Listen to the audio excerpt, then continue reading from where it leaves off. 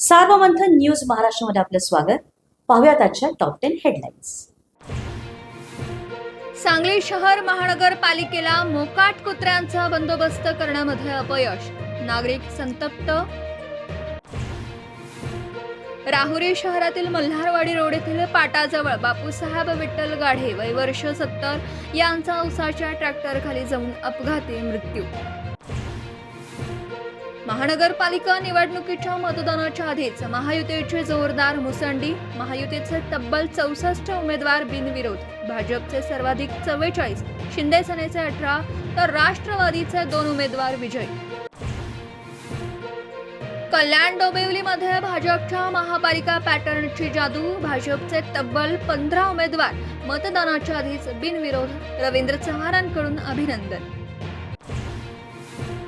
अर्ज मागे घेण्याच्या शेवटच्या दिवशी संभाजीनगर आणि नाशिकमध्ये जोरदार राडा, नाशिकमध्ये भाजपच्या 2 उमेदवारांमध्येच हाणामारी तर संभाजीनगरमध्ये भाजप कार्यालयात गोंधळ. मुंबईसह अनेक ठिकाणी भाजपच्या वरिष्ठ नेतृत्वाची शिष्टाई फळाला, बंडखोरांची नाराजी दूर करण्यात अनेक ठिकाणी यश, बंडखोरांचे अर्ज माघार.